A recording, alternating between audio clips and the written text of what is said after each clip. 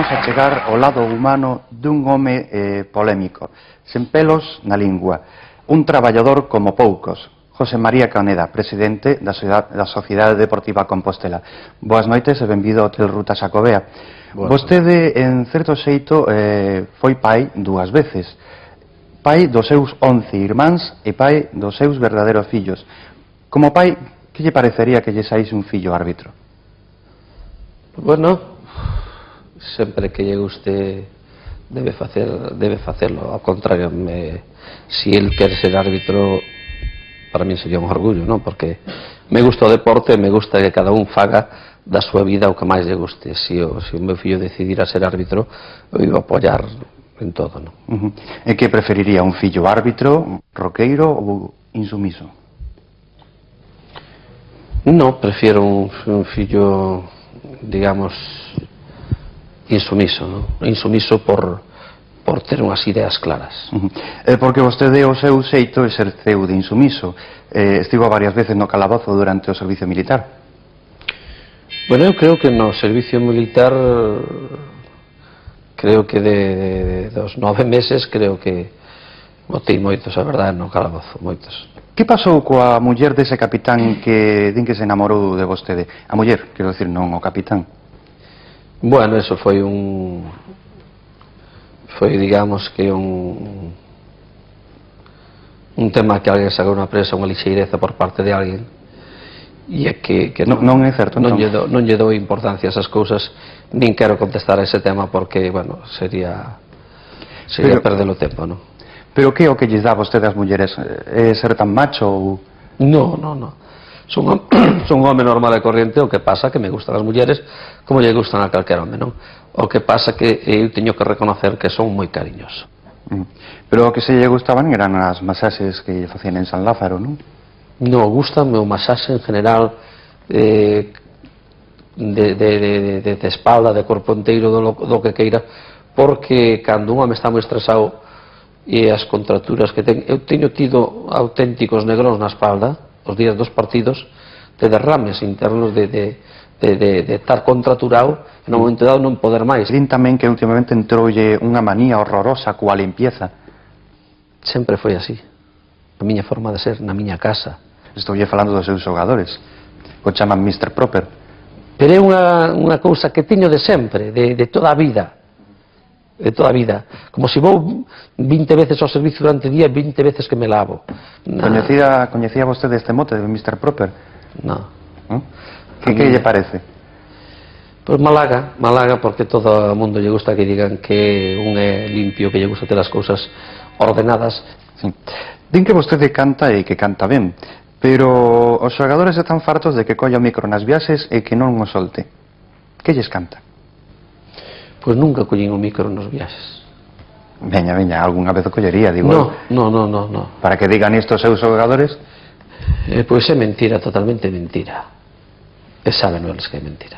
Tal vez vos contaron unha bola, pero é mentira. Pero nunca. Me dixeron que lle chaman Canedotti tamén. Pois podeme chamar Canedotti, pero nunca collín o micro. E poderle preguntar ao chofer do autobús ou a calquera si que eu alguna vez collo o micro. Pavarotti, Canedotti. Sí, son cousas así. Cando estás no fútbol,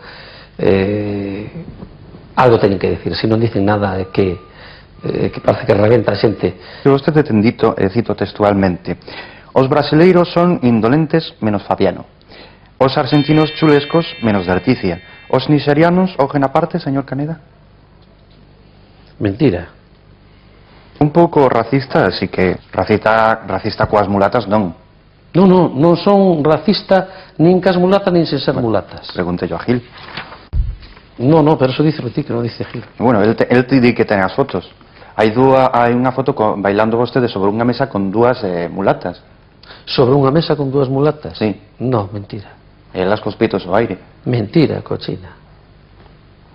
É unha lambada ben bailada e ademais hai fotos delo. Non, que estás contando unha falacia e ademais que basta a miña palabra, o che debe de bastar e che debe estimular a que fagas unha boa investigación. Non é certo que o señor Gil lle pideu 2 millóns de pesetas por eso? para que non se publicase. Eu creo que estás insistindo nun tema que non sei por qué o levas a ese camiño, pero te invito a que publiques todo o que di o señor. Temos constancia de que vostede lle dixo que 1 millón e que non se falaba máis. Entonces eu vou ter que plantar unha denuncia contra vos que tes esa información. Non, simplemente reflexamos o que... Si ti me garantizas que se acerte, eu planto unha denuncia contra vos, ou vos tendrás que plantar contra Gil?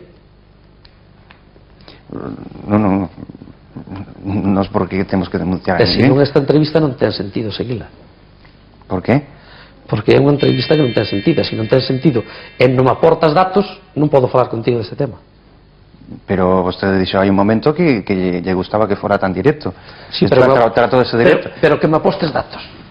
E con datos. Contesto todo o que quieras con datos. Porque facer unha entrevista para ti publicarla mañán sin ter un aporte de datos non me vale. Pero vostede nega entón o que lle interesa e o que non lle interesa non nega. Non, simplemente que se sigue la entrevista por este camiño plantamos aquí. Pero por qué? Non, porque estás insistindo nun tema que non me aportas pruebas. Eu quero pruebas. Bueno, é un periodismo de investigación e investigas e... Non, é que non tes investigación. E como non tes investigación, non quero seguir o tema. Porque ti queres sacar un tema que a min non me aportas datos. E se non me aportas datos, non podo seguir un tema dun periodismo absurdo. Pero vostede é un pouco mal educado, non? Non, é que ti se non me aportas datos, estás falando dun tema que non me gusta. Porque non me aportas datos. Eu sin datos non funciono. Está tendo un tono ameazante que a min tampouco me está gustando moito. Non, pero eu xa te digo que isto xa non termina aquí, porque me estás... Creo que non estás facendo unha entrevista. Entón, que é isto? E como non estás facendo unha entrevista, isto non va. Pero, vale? poño o micrófono. Non, por favor. Imos rematar. Algo que traes entre manos que non vai comigo. E esa entrevista non me vai a mí, Porque a mí non me aporta usted datos de ninguna acusación que usted está facendo. Está facendo un periodismo barrio bajero. Vale? Un momenteño, señor Caneda. Está facendo un periodista barrio bajero. E a mí preséntame datos do que falas. Porque se non me presentas datos, corredo os riesgos de que vos parta a fachada. A ti é máis algo máis, Disculpe, pero... Corta eso porque a mí para a cámara tira máis. Señor Caneda, perdone, pero... Vaya locura, qué cara dura. Vaya locura, qué cara dura. Fenómeno.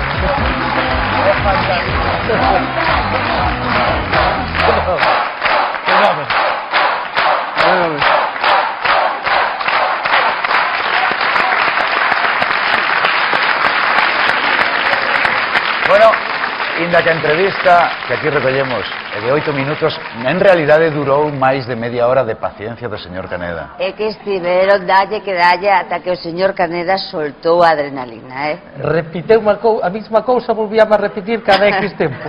45 minutos. E volvíame co de Gil cada... Estaba na conversación e un poquinho... E do de Gil que... Era de un pouquinho e tal. Cheguei-me a enfadar tanto, non sei se lle rompo o pescozo. Pero despois, eu sospeitaba, despois ao final sospeitaba aquilo non iba ben. Este é un acto político ou alguna cousa que non me vai a min, e marcho. Pero todo hai que decilo. O cabreo que pillou o señor Caneda logo cando se enterou que era unha broma, convertirse en risas e pasando moi ben. A verdade é que non sabía como pedirle perdón a un gran actor, porque a verdade la teñen que sufrir moito. Eu recoñezo porque entrevistaron un tipo como eu que a veces é arriscado, pero que ademais el fixo papel extraordinario, porque para facer as preguntas tan directas como facía el, hai que ser un verdadeiro actor. É fixo de cine. Bueno, pero dame que aplauso porque... Juan, entrevistarías de novo ao señor Caneda? Entrevistar de novo ao señor Cañeda, bueno, pois se me dan un novo guión, un plus de perigosidade, cuberto todo o corpo, é posible. É posible, non? Bueno, señor Caneda, vostede non se preocupe porque non foi o único que caeu aquí nas redes deste home ni nada disso, porque hai moitos outros por aí que caeron. Este pringao que ten aí ao lado de Alberto Comesaña, verdad? Pois tamén foi un... Pero que dis, tía? Que sen a miña valía é un pringao. Ben, deixámoslo aquí. Damoslle o agasallo, señor Caneda. Outro forte aplauso. Onde está o galo? Onde está o galo? Aquí ten, señor Caneda. É maravilloso telo con nós. É un placer. Este aplauso por soldado, porque merece por estar aquí con nós. Con perdón. Con perdón.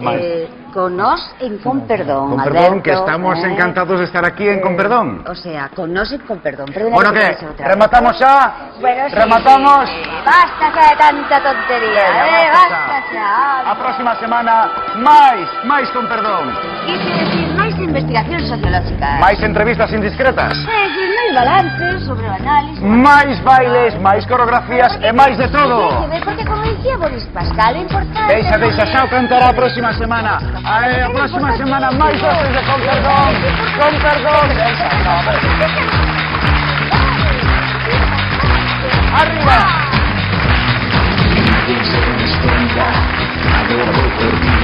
Semana es indiscreta que anda por ahí. Sorpresa, por llevarse la niña presa.